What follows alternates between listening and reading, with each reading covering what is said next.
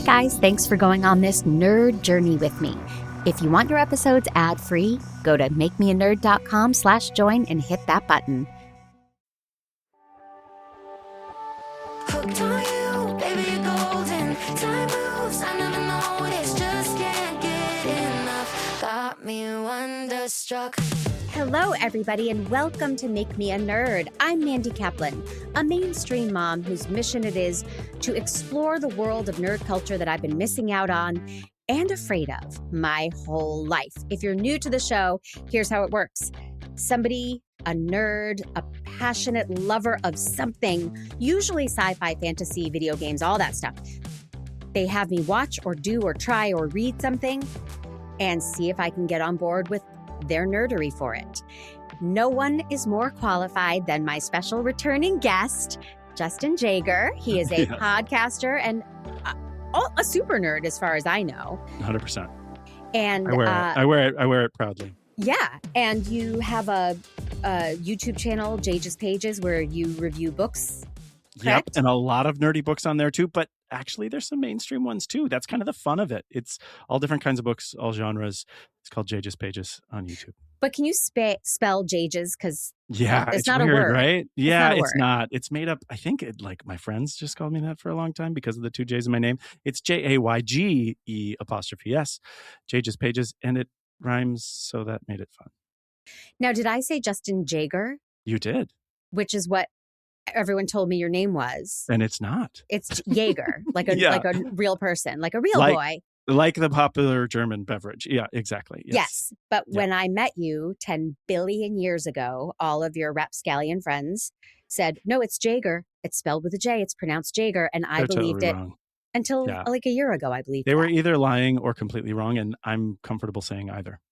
Okay. Well, Justin Jaeger. Thank you. Like a real person. Okay. So we got to do a podcast about Disclosure Day. We did. The film board, which is also on the True Story FM channel, family of podcasts. And that's such a joy for me to hop in when I can and we do it with like a rotating cast of podcasters, and they come on and discuss usually a mainstream release, like whatever the big blockbuster movie is that month. We get on and we break it down. 100%. And what did you think of Steven Spielberg's Disclosure Day? So this might end up being a little bit of a recap of the film board, but I ended up Everybody go listen to it. Yeah, you should. I ended up really loving it. And my expectations were not high. And maybe that's part of the reason why it ended up surpassing them so greatly. But I hadn't had a Steven Spielberg movie that I've loved in a long time. And this one really blew me away. But a big part of it was because of the emotional connection that you get in this movie about aliens. And that's a lot of my jam. And that might be what led to us talking today. It's exactly right. Because first of all, I am the kind of person who cries at commercials. I'm a big sap, but I think you have me beat because I've seen you tear up so many times talking about superhero movies or philosophy, or you're a very emotionally in touch person, and I love that about you. And you really responded to Disclosure Day, which I did not respond to. So if my listeners... we had the same thing, at least from the emotional standpoint. We did connect on some of the most emotional scenes, even if we didn't have the same sort of overall view about the film. Right. Well, I took on all of the film board. And if you all want to hear me do that, I did not care for Disclosure Day at all. And I was the cheese standing alone in opposition to all of you. But I will say I scored so many points when I said, didn't you think it was repetitive? And almost everyone went, well, yeah. And I said, didn't you think this? Well, yeah. So I went toe to toe, and if it were a competition, which it's not, if it were a competition, you would have scored many points. You are correct. Okay, well, let's see if I can score some today, because on the film board, which everyone's going to go listen to, you mentioned this movie, Arrival. Yes. A movie I had never been aware of or heard of, even though I'm a passionate Amy Adams fan. You hadn't been aware of it? Is that accurate? I got it confused with The Martian. Oh, now I that's thought fair. they were the same movie. They both, I understand why you might think that in especially your mainstream persona, but I will say I'm so glad that we're here now talking about it because they are, I don't want to say they're very different. I think that the comparisons to Project Hail Mary are probably a lot more connective in the experience of Arrival, but Oh, they are, this is a very, for me, it's a very powerful film that talks about so much more than the sci-fi stuff that probably kept you away or at least got you confused with Matt Damon. I I think you just summed it up perfectly. I Wonderful. see something touted as aliens come to Earth, and I've already turned the channel Right. before. It's just not my jam. I tried Project Hail Mary. I read the first 100 pages or so, and it gave me terrible anxiety. Well, So, as a book person, I would not recommend Weir for you, the author of Project yeah, Hail Mary, just because what he's known for in the sci-fi or even just the fiction world is this sort of like heavily researched or heavily science aspect of those things. So I don't think Weir is the right fit for you to come to the genre. But I really loved Project Hail Mary, but for different reasons. Even though the pattern or the path here is similar in Arrival, I loved it for very different reasons than I love Arrival.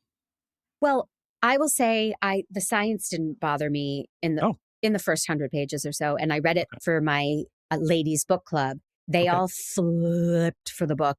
They They loved it. all ran to the movie opening weekend without me. Loved it, loved it, loved it, loved it.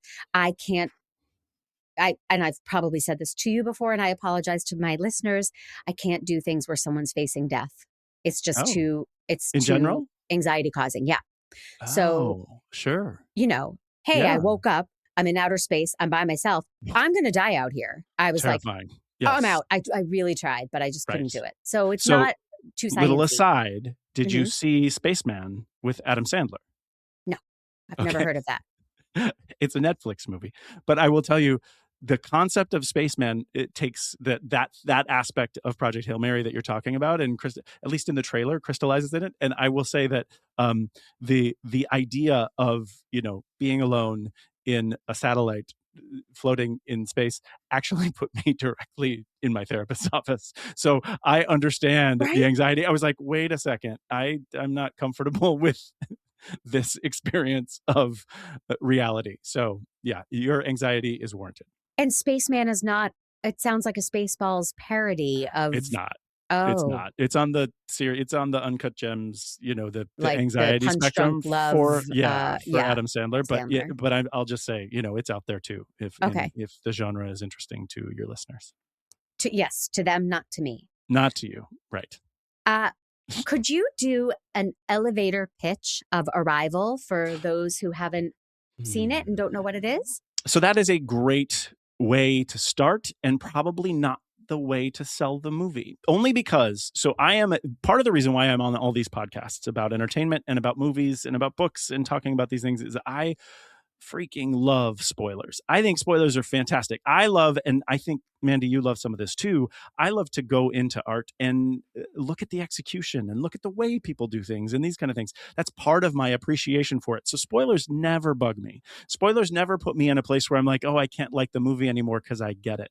But Arrival is one of the few movies in the world where if I tell you too much, you will miss some of the beauty of the unlocking of this film. And Agree.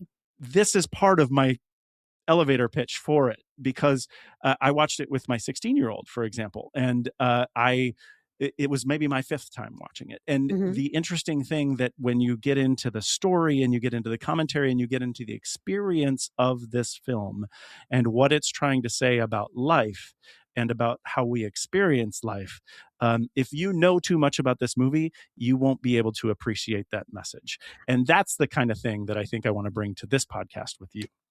I agree wholeheartedly. Even as you were talking, I got a lump in my throat. Yay. So are we saying don't listen or don't, are we not, are we doing no spoiler? I find that hard to do. So I will say, if you have not seen Arrival, I will do the elevator pitch. Love it. Aliens have landed all over the planet Earth. And in America, they land in Montana. Amy Adams is a linguist and a professor. She is contacted to try to interpret the language of the aliens. And so she goes to interpret the language of the aliens. Perfect. Okay.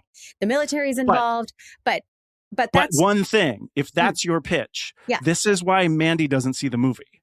Correct. That's the problem, because the depth of this movie, the thing that I'm going to make you a nerd about, and you've seen the movie now, so we can get into it. But the reality is, like, that pitch, that synopsis that's sold is not what the movie's about in the trailer is not what the movie's about. And Mandy doesn't see that movie because I'm going to stop talking about you like you're not here.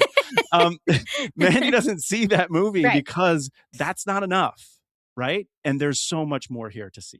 I agree wholeheartedly. But if you have not seen this movie and you're like, what are they talking about? Pause this podcast, go watch the movie, and come back. And now we can talk about it freely, right? Wonderful. Yes. Lump in your throat. I think we should start there. I'm telling you. Open my throat? Lump in your throat. That's what you said a moment ago. It's like, gross. Why would I open my throat? No, what I was going to say is, to talk about the appreciation in this movie, you should go directly to the lump in your throat to talk about the emotion that it's going to bring to you. Well, can we try and go in order? Because that's how I experienced it as a total newbie. Like, I didn't know what was coming. So I was just watching it thinking, oh, cool. They make beautiful Rorschach patterns as their language. Like, I was just on the ride. Yep. And when at the beginning of the movie, this movie starts where Disclosure Day ends. They have landed, or now everybody knows, right? Right. Everyone knows there's aliens. Yep. And it was so realistic, and all the like the fact that she couldn't turn the news off, and just the constant barrage of where they had landed all over the world, and what are we going to do, and is this war? And I liked how real and gritty and ominous all of that felt. Yeah, it definitely does. And it's, this is the director of Dune, so you get a lot of this. Oh, is he? Deep. He's the director of Big Little Liars, or what's that called? So. Big Little Lies. Now I'm saying this, and now Denis Villeneuve. I was going to pronounce it incorrectly, so I'm so glad you did. Tommy Metz looked it up for me and texted me the correct pronunciation in preparation for the show. Thank you, Tommy. Thank you, Tommy. Tommy's the reason you and I know each other. So 100%. He is the reason we are all here in so many ways. Exactly. Did he direct Dune? I believe so. No, I thought you were IMDb. Yeah, I was. I gave up because I thought you said you had. No, I know he did Big Little Lies. So that's my knowledge of him. Mainstream chick lit. I'm going. Yes, Dune. Yes. Okay, great. Okay. So the whole beginning sequence, Amy Adams is lonely. The movie is very, very dark physically. Like, it's a gritty, gray, dark palette of. It's not a colorful film at all. Right. And I will say, please don't get mad at me, but for a movie about language, the sound mix was really off for the first 20 minutes. I had to put subtitles on to understand what anybody was saying. Yes, it's down in the mix, unfortunately. And for a film that is trying to tell you a lot without saying it in the direct dialogue, it needed to be higher. I agree with that. Oh, I thought I was nuts. I'm always scared someone's going to say, it's your TV, Mandy. But I'm like, this is a movie about language. Yeah. Okay. So that's all we really know about her. And she is grieving the loss of her beautiful daughter. Yep. That we see in flashbacks from birth to her death at maybe age 14 or something around there. Something like that. Looks like it. So we know this woman is just broken. She seems broken. She's teaching in front of a lecture hall, but she doesn't seem to be into it. I wanted to know more about her. I wanted to know her personality or her flaws or her wants. Right. I think I now know why we don't get to see that in the first half hour. But I Yes. was really, a helicopter comes to get her. Forrest Whitaker shows up at her door and he's like, the military needs you and get on the helicopter in 10 minutes. And it's intense and she's scared and she's thrown, but she does it. I wanted to be rooting for her and understand her better. Right. So in the subtext of the conversation that it leads up to everything you just mentioned, and there is a lot, and it's not just one conversation. I'm saying the conversation of the film. Okay. There is a lot that explains about Louise as a character as in terms of language, but also in terms of comprehension and her subjective interpretation of the way things goes and why she becomes the sort of protagonist and the main character in this film. And the key thing for us to learn about the way she comprehends things and the way she interprets things is explained to us secondhand in the way that she has conversations with Forrest Whitaker in talking about, when she has to compete for the role. Mm-hmm. She says, ask Danvers what the Sanskrit word for war is, right? Mm-hmm. Do you remember this line? Yeah. And he comes back and he says it was an argument or a disagreement. Uh-huh. And she says, yeah, no, it's this word, and that means a a a, something about sheep. Right. And the point was why she is important. This is part of my favorite aspect of the storytelling in this film, is that the thing that you wanted to learn about her character, and they Mm-hmm. teach you in the way that things happen. And this whole idea of someone interpreting argument or disagreement to be war versus something that is benign to be Mm-hmm. war is essential to the character of Louise and why Right. she Oh. is the Tommy of this movie. She is the reason why everything comes together and why it has to be her, because she's the only one that can interpret language in the way that's necessary to make the movie happen. It's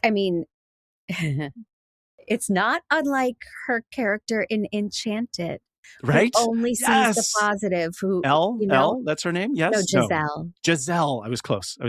I was so inspired by that movie and by her character. It changed me forever. I love thought, that. I danced out of the movie theater. I went to go see it by myself as an adult, Wonderful. an early morning show or something.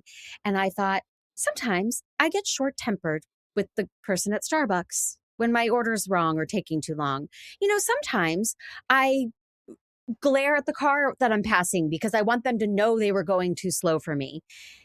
Now, I still do a lot of that stuff, but You're human. I'm human. But Giselle had none of that. And Never. it was a miracle someone was making her a coffee. It was a miracle she was in a car driving somewhere. So I really was inspired by that. And I think Amy Adams has this quality about her as an actress, and maybe as a person. I don't know. I wish I knew her. But you look in those eyes and you believe she gives everyone the benefit of the doubt. And she's just open. As a native Minnesotan, and Amy Adams being the pride of the Chanhassen Dinner Theater in Minnesota, I have a lot of admiration for her and really believe that a lot of it has to do with Minnesota nice. Whether or not that's true, I have no idea. But yes, I follow that full inspiration that you have from Enchanted as well. Oh my gosh. We're going to get along just fine. We know this. I want to dive right back into the movie, but first, we're going to take a break. So she arrives at where they've set up a military base around the very cool looking flat. I'm sign They call languaging. it the shell. They call it the shell. Yeah. It's very cool looking, and it looks almost flat. But then when they go in it, it's obviously, there's room for a whole little world in there. Yes. So they suit up. She meets Jeremy Renner, who's playing Ian, fantastic. He is a scientist. Yes. So she's the linguist, he's the scientist, and they've been paired up to talk to the aliens. Figure it out. Yeah. Tell us what's going on here. So they're going down this long tunnel after they're in hazmat suits. Yep. And I was so confused. I thought, are they upside down? Are they weightless? Are we supposed to understand, or are we supposed to be like through the looking glass where nothing made sense? What did you settle on? Because I think Through the Looking Glass is the right way to go with that. Okay. Well, I hate Through the Looking Glass. Despite the fact that Sure. I love JFK in that movie, but I couldn't, I like answers. Right? This is where you and I differ. I don't like to ask the questions. I like to get the Oh, answers. And so okay.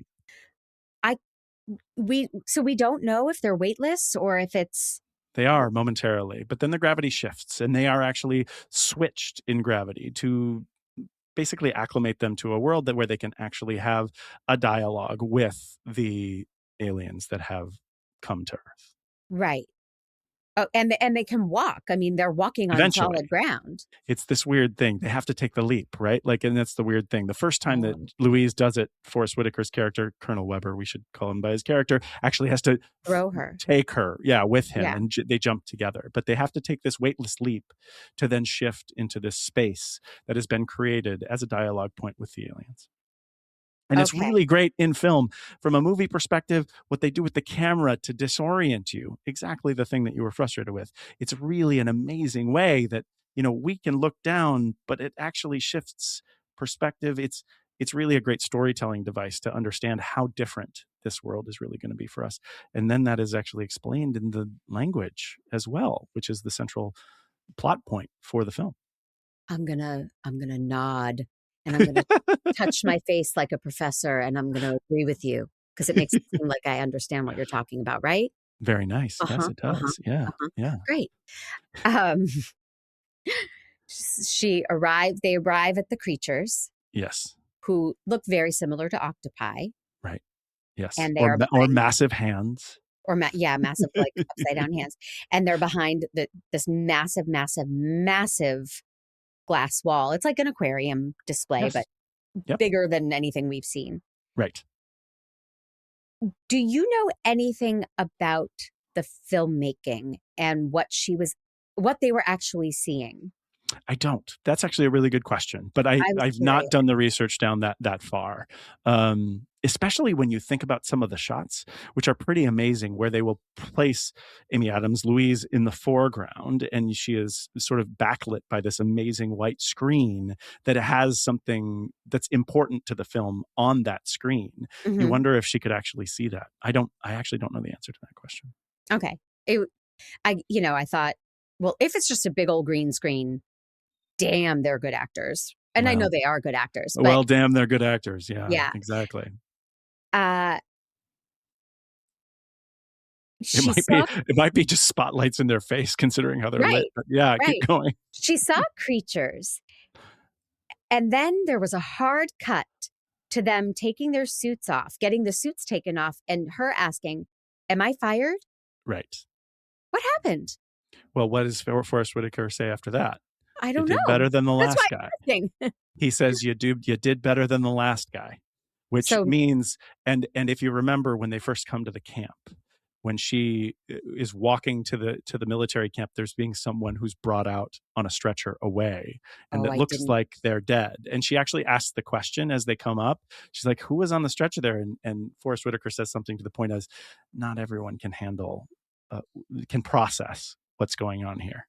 So he potentially had a heart attack on the spot, Or a stroke, or lost his mind, or any number of things. But this is the point of the storytelling that I really love in this film, where they aren't going to tell you that you are a witness to all the things that's happening, and you need to figure it out on your own, which I think, based on what you're saying, you hate. No. Okay, good. Yeah.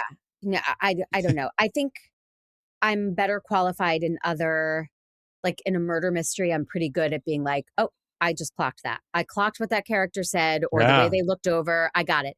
This yeah. genre, I was just desperate to stay with it. Do you know Well, what I and mean? I wasn't I will picking up on say, nuance or any any breadcrumbs I was missing entirely. right. And we haven't found out if you actually like this movie or not yet. But I will say to everyone that's listening, once you actually do learn the plot twist, it is a really wonderful movie to go back and watch again and go, oh, that's what they're teaching me here. This was like the 5th or 6th time that I've seen this movie, and I learned new things even watching this time. Which is wonderful. Right? And it really is similar to a the Bruce Willis was dead all along. Right. Which I mean, was spoiled for me back in the day, by the way. who did Yes. it? Literally like a Blockbuster ad on the radio. They What? said yes, because they would do they did these little 30-second vignettes of films, and they're like, oh, we'll do The Sixth Sense, and it's da da da da da da da da da, and the last line of the little commercial was, I have a secret, or something like this, like I know who you are, or something like this, and it was just enough for me to know, oh, this is not great for me to see. So Yeah. Anyway, yeah. Well, yes, everyone who's listening now to this knows the movie. They've seen it. So they can, so yes, we are not in fear of great spoilers like that. Right. But yes, of course, if I were to watch it again, I would pick up, but right. just watching it through, right. I didn't know anything. I didn't know why the fuck there was a bird in a cage every time they went to see the aliens. So my 16-year-old asked the same question, and here's the interesting thing. They don't tell you. They don't tell us. But you do know the story, I would assume, of the canary in the coal mine. Right?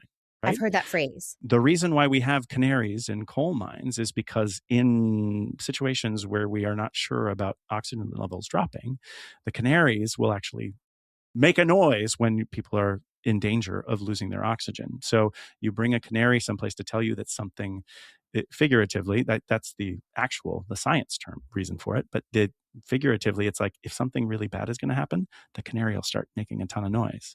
So they bring the bird to let everyone know we need to get out of here. They didn't explain that. Right. Interesting. It's almost crazy cat lady. My cats know about an earthquake just before we do. Right. Exactly. All animals to some degree know. Yeah. I only care about cats, but not the musical. But yeah, okay. So that makes total sense. Part of me is really respects that they didn't explain the canary, and part of me is would have been easy enough to have her say, why is there a canary there? Right. And I will say, so I just quickly did a Google search. It's not about oxygen levels, which is what I hypothesized coming there. It's about toxic information, and it's not kind to the canaries. They have such a high metabolic rate that they die quicker than humans. So if you see the canary die, then you need to leave. Mine was much more pleasant. Right. Yours was the Giselled-up version of it. Exactly.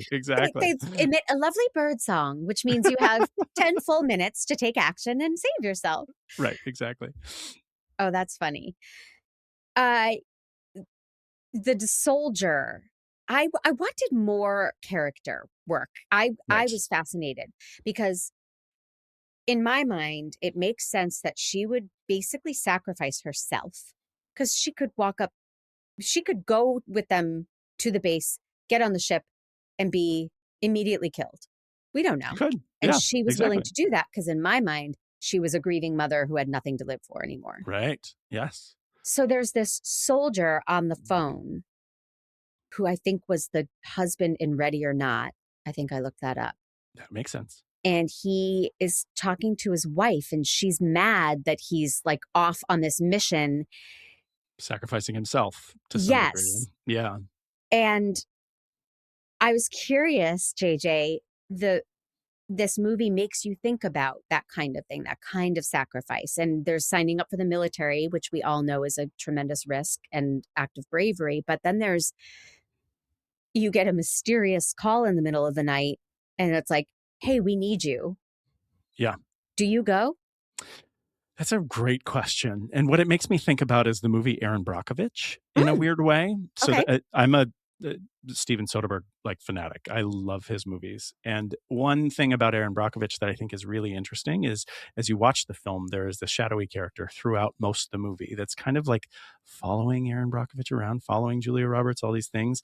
And it isn't until he shows up at the bar where she is willing to have this conversation with this person who is, for all intents and purposes, a stalker for her. And you have this ominous feeling about this person, but he turns out to turn the whole case because he has a very important piece of information. And our impression about this person, which is it's like the Willy Wonka guy. Yes, heightened by the film, right? The guy stalking and then he's exactly.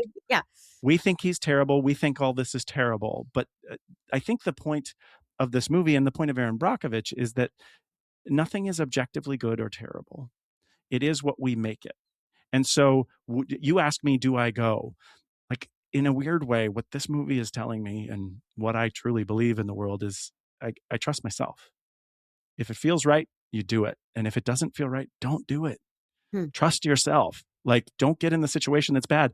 But if it's the right thing, you bet you do it. And it was right for Louise.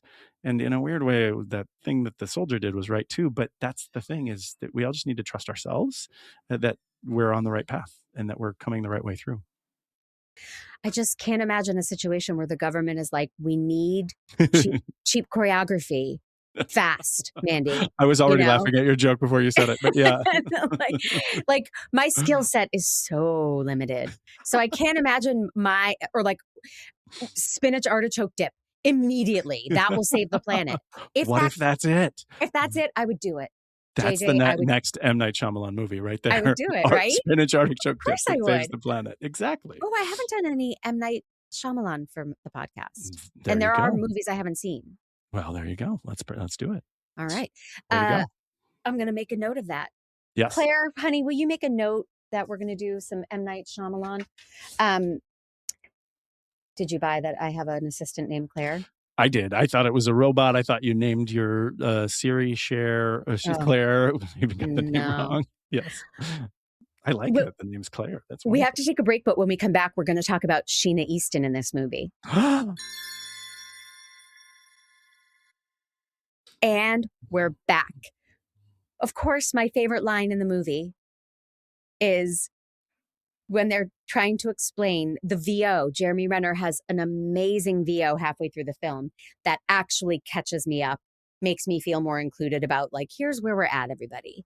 And I wonder if that was after test audiences felt lost. Maybe they threw this in there because it was possible. I loved it. And he talks about they've landed on 11 places. 12, yes. 12 places all over the planet. And he names the cities on a map. And he says, no one's really sure of the connection between them. Maybe it's because Sheena Easton had a #1 single in all of these cities, in all of these countries in the 80s. In one date in 1984 or something like this. Yeah, it was great. Yeah. I love that joke. Yes. And which song do you think it was? Well, in my Prince episode that I did with Kyle Olson and Pete Wright. So jealous. Yes. I talked about Strut Pow, which Prince wrote for Sheena Easton, and I did a very inappropriate dance. So everybody go listen to my Prince-tacular with Kyle and Pete if you want to hear about my shameless, slutty 4th grade performance. I love it. So I'm going to guess it was Strut Pow. That's wonderful. Which I don't think is called that. I think it's just called Strut. It's just called Strut. Yeah. Strut Pow is a terrible name. It sounds like a drug, like a street drug, right? Where do you get your Strut Pow? I don't know, but I'll do anything for it. Since I brought up Pete Wright. Yes. And then we're going to ask what you would do for your Strut Pow. But I brought up Pete Wright. So I want to tell everybody that Make Me a Nerd is a production of True Story FM engineering by the peerless Pete Wright. My theme song is Wonderstruck by Jane and the Boy. You can get me on social media at Miscast Mandy on TikTok and at Mandy_Kaplan_Clavens on Instagram, both with K's. And please, if you're listening on Apple Podcasts, leave a 5-star review, write something. I'll give you a shout out on the podcast. It helps more people find the show. And if you're feeling extra supportive, be one of us and join the club at makemeanerd.com/join. That will get you your episodes ad-free and early. Thank you for listening, everybody. They did a montage with the VO to show us some progression of how things are going, trying to communicate with the aliens. And we should mention with heptapods. Yes. We should mention that how gorgeous the visuals are when they communicate. It is stunning. I liken it to, my dad used to pour a big iced coffee and pour the cream in and watching like the cream swirl down an iced coffee. They shoot like squid ink and it swirls through the water that we assume it's water, and it hits the glass that Amy Adams is at, and it makes these beautiful circular patterns, and each pattern is a tiny bit different. Yes. And then why am I talking so long? Because it's fucking cool. They're taking, the military's taking pictures and videos and then trying to extrapolate, like, well, these two patterns are similar. Maybe that means this, or they were trying to communicate this. Right. And this is where in the section before here on the podcast, when you said you were nodding and, and saying yes in a very sort of knowledgeable way, this is what I was talking about how it's bringing things up in the language, in that these heptapods speak in a way or communicate in a way that doesn't have a beginning or an ending. They just have and they express a whole thing that becomes some sort of pictogram. And if you've ever studied any of the pictogram languages, you can kind of understand that sometimes there are subtle differences between different pictograms. Well, these creatures communicate in a way that the entire statement becomes a picture for you to interpret. And that's why that sort of subjective interpretation of what someone is trying to say becomes so important to understanding what is actually happening in this movie for these characters. I didn't pick up on any of that. But I did when you just explained it. And sometimes I need, I like to watch things with Jer, because oftentimes I can say, wait, huh? And he'll phrase things in a way that I can grasp. You did that beautifully. Thank you. Love that. But it reminds me somewhat of American Sign Language. Yeah. In that there are clusters of words that you can express with just one sign. Yep. That, it's rather than breaking down each word. And I'm obsessed with American Sign Language. And I think I would be a great Louise Brooks. That's an actress. What's her name? Louise Banks. Banks. Louise Banks. Yes. And I will tell you, so I am obsessed with American Sign Language as well. I know nothing about it. I've studied many different languages in the world, but if you want an immediate thing to make me weep, send me a YouTube video of someone translating a popular song, in particular, like an emotional song, into ASL, and I will literally start bawling, because I've done that. I think it's the most beautiful thing in the world. And I translate it, and because that's what got me hooked as a kid was Linda on Sesame Street. Oh, I love it. Oh my! We have so much in common. Yes, we do. Yes, we do. So I mentioned this VO montage, and then I got sidetracked, and I apologize. See, I'm like the heptapods. I'm speaking in circular, no time, no beginning, middle, end. That's right. There's a shot of Ian walking, and she's holding the board that says walks. Mm-hmm. And the heptapod seems to take a couple of steps.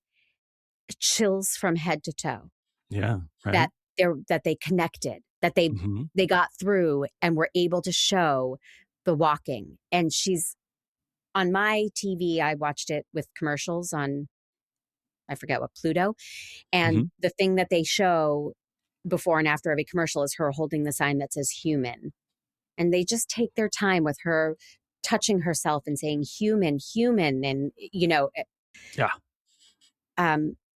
It's, I connected it to, unfortunately, to xenophobia and, this shitty world we're living in with our, government. And if we just opened our hearts and minds to people and welcomed them and tried to communicate with them rather than start wars, it's, I loved that approach that she had. Like it was completely peaceful and completely open to positive outcomes. But of course they could have said, surprise, we're here to murder you all. Like, we don't know. Yes. But she didn't approach it that way. It's so inspiring. And that's a wonderful subtext to this film, to say, if we just assume positivity, like, we're going to find so much more joy and beauty in the world than if we're consistently assuming that someone exists to hurt us. Right. God, it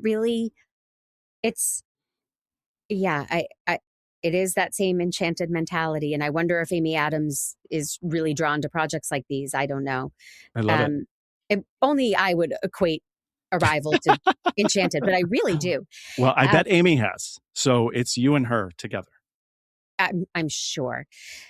This does feel similar to Disclosure Day and Close Encounter, more so Close Encounter, of which I also did an episode of with Steve Sarmento. It's almost those in reverse because we see the creatures so quickly, Yes. right? Those movies are building up to what do these creatures look like? What do they Right. want? And here we are, minute 25 or something. And it's like, here they Yep. are. Yep. They're beautiful octopi looking things and they communicate with squid ink splotches. Yes. Which do you prefer in terms of your storytelling?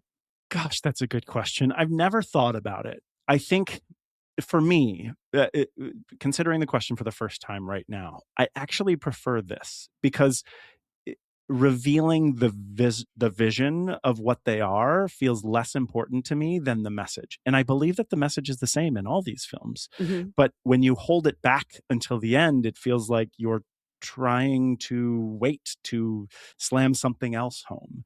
And I think the thing that I love about this film is that the message is constantly upfront for what we're talking about. We're constantly talking about our perception defining our reality. We're constantly talking about our experience of what we're going through as it defines how we experience it. And that is really special to me. So I prefer get the human, get the IRL things out of the way. And let the humans have that experience. Like the scene that you mentioned, right? Her first scene, the first time she sees them, we slam cut into, did I get fired? We don't know why she failed, but we don't have to, because that's not the message. We need to get to the point where we're actually getting to the place where we're actually communicating and understanding and figuring out really the message of openness here. Okay, hypothetical. I love it. Your kid steals your car. Yeah. All right? Yeah. You find out because the cops bring your kid back and they're like, we found them on a joyride, stole your car, underage. And the kid says, Dad, it doesn't matter how we got here. That's not the message. Do you buy that? No. No, and honestly, it's great, and we haven't gotten to the big twist here yet, and we're going to. But the reality of this movie and what it's telling us, and what we can understand about the greater thing is, yes, all those things don't matter, but we are human. We experience life the way that we do, and jumping into why the aliens are here and what they're here to do, and planting the seeds with humans because they need humans' help in 3,000 years. Right? It's because humans still experience things the way that humans experience it. So they know they need to do it this way. And that's what I tell my kid. Like, you may be right, but your choices need some sort of consequence here. Right. Okay. I was just wondering, because you seem so at peace with not having the dots connected. And I'm not at peace with it. That's fair. That's fair. I would be waterboarding my kid to get who told you to do it? Where did you go? What, Yeah. Yeah. No, that's good. Yeah. Did you change any of my preset radio stations? The important stuff. I loved that they let Louise be terrified, fallible, wrong.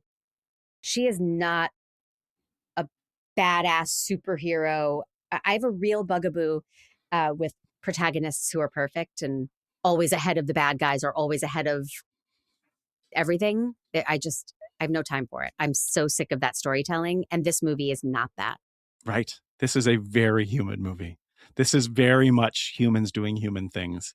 And I love that too. And honestly, if you just consider the work that they set Amy Adams up to do, she was a perfect cast because this is her element. Like these close-ups where you're going, okay, Amy, feel this. Like she is top of the list for being able to do that. And I just loved everything they did with Louise, and I love everything that Amy did with Louise too.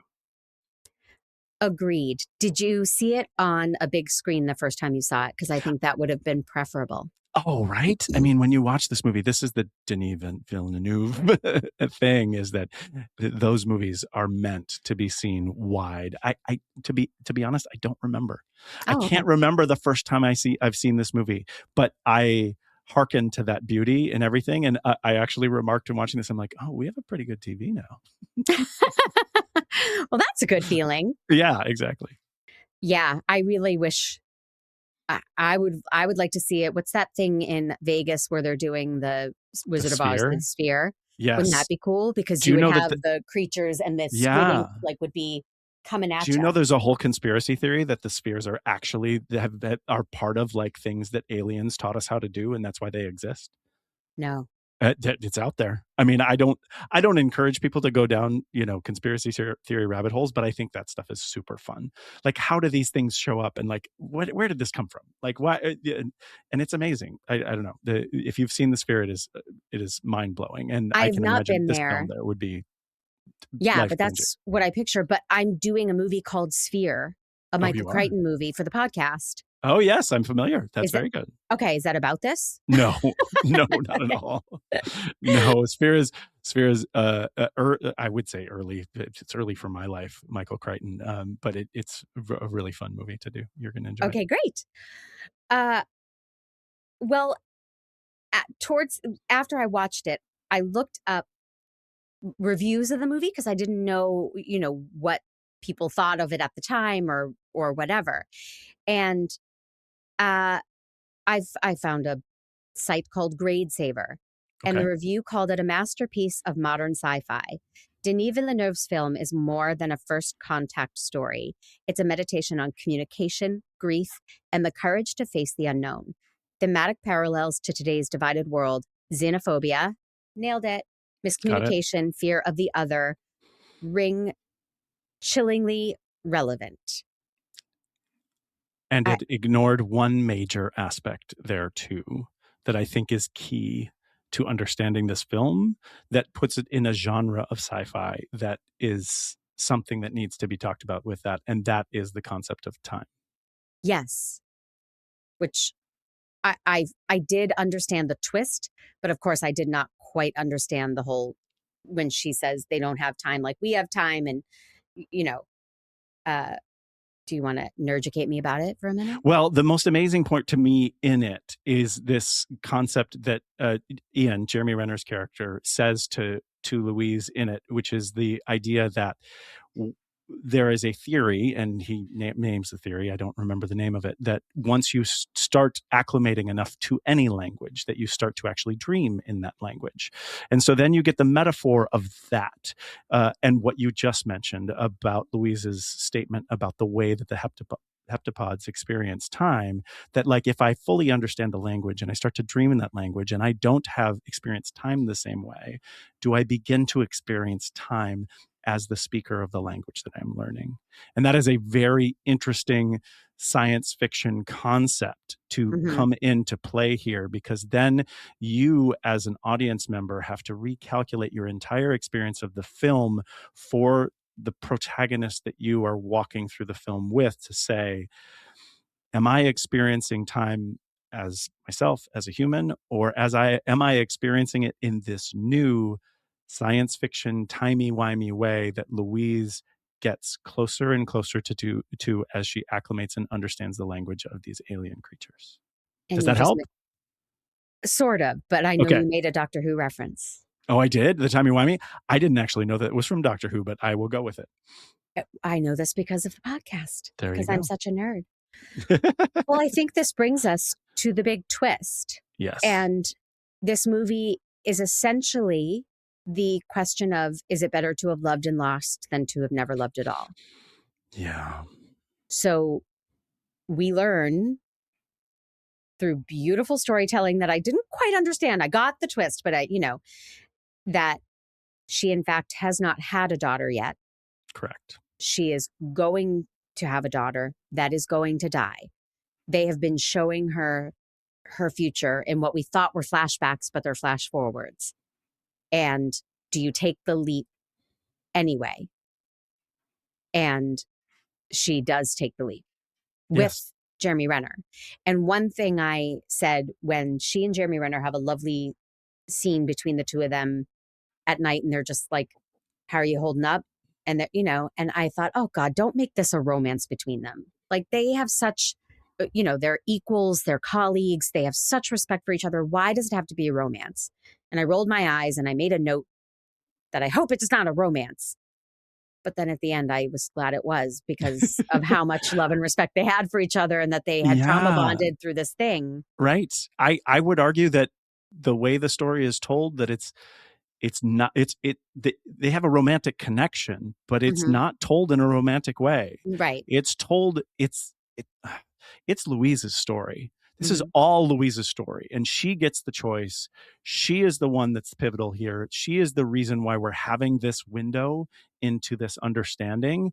And Ian is part of her story for sure, but they don't corrupt the story with non-important romance details. Yeah, They we don't know bring you anything about there. him, right? Exactly. We don't know where he lives, what he's doing, who like, he only Yes, exists to serve her story, really, in exactly. the movie making. Which is fantastic, and which is why I'm fine with them adding it to the movie, because it unlocks such a beautiful thing about the ultimate statement that the film is making. Yeah.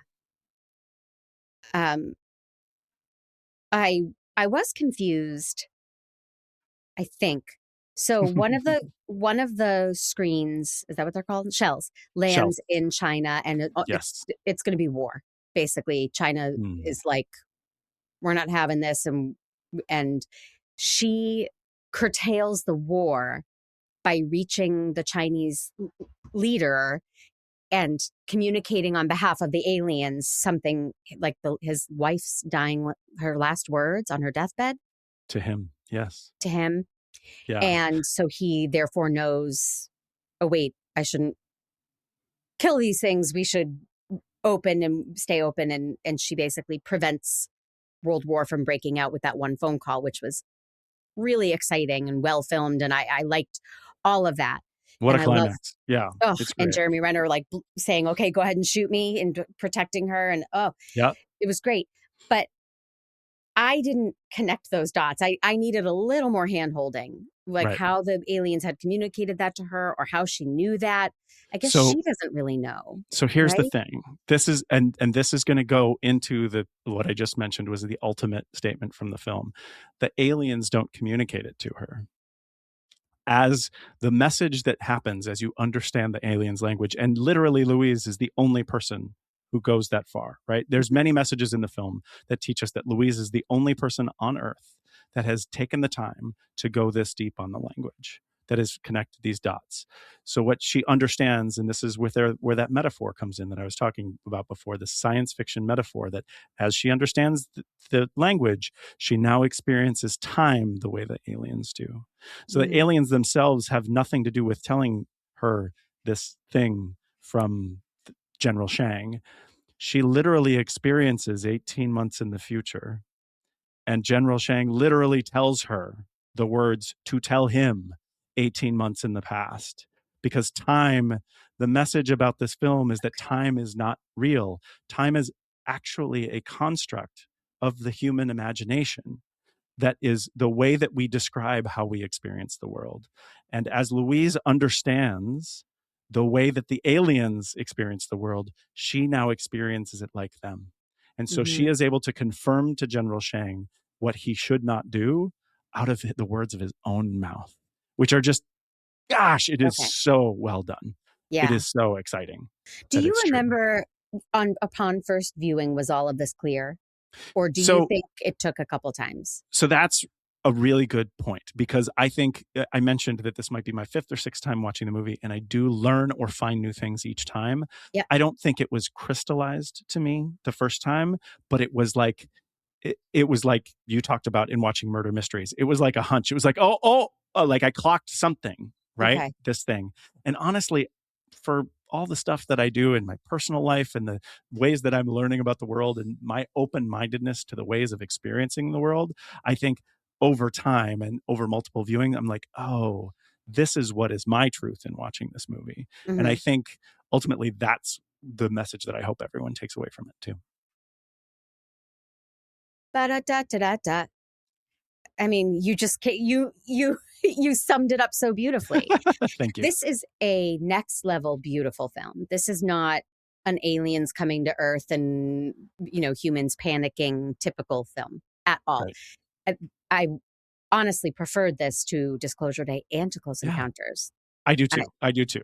I I'm really 100% there with you. don't tell Steve Sarmento, but I really, really was very moved by this movie.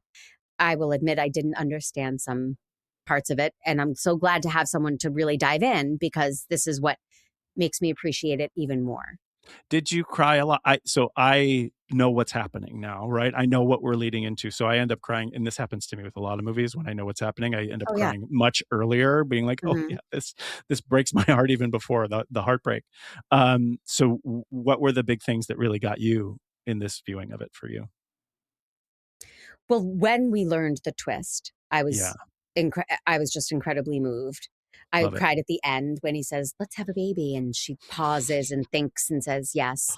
But I think one of the very human moments before I knew the twist was her daughter asks her a question. The daughter is now 11, 10. Sure. "Mom, Yep. what's this called?" And she's like, "It's a science question. Ask your father." And she dismisses her daughter. And the daughter's like, "Okay, fine. Screw you, Mom," and goes upstairs. And then they cut away and they go back to present day, and then they come back. But what I was so moved by is we've all rolled our eyes at our kids or someone we love, or dismissed someone because I'm busy. Ugh, just get out, leave me alone. And this movie makes you not want to do that. It makes Right. you want In to the human appreciate every experience. moment Mhm. and never take anybody or any moment or any amount of love for granted. Yeah. And um yeah, it's very, very powerful and very sneaky, because you think you're just watching like this cool special effects, Beautiful. Yeah. Yeah. is it going to be a war? You think you're Right. watching one thing. You don't Right. know you're watching essentially a movie about one woman's grief. Or I know that's not the whole No, thing, but it but is. I mean, and now because you were so emotionally moved in that section, do you remember how it resolved? Because she says, "Go ask your yes, father." She starts walking up the stairs, and then Jeremy Renner tells Louise in the in present past, day, but she experiences or it at the same back time. to our present day, like he So uses she, so some she zero gets to tell total. Hannah Yeah. in that moment from the dad, Mhm. because time doesn't exist. Like, oh, it's so good. Yeah. And it's emotional. Like, it's pitch perfect emotionally. It's beautiful. Like, and there's almost no music. Like, that's the thing too. Like, in all these other movies we're talking about, there's all this music and this stuff to take you away. There is subtle ambient, like, background things, but you are experiencing this movie as if you are present in it. And gosh, I like it. I like it so much. But when there is music, it's flawless. Heavy. It's Oh, a flawless. I beautiful agree. score. Beautiful. Yes. I can see myself taking a bath and listening to this score, Yes, which is something exactly. I like to do with movie scores. Okay. Oh my Nice. gosh.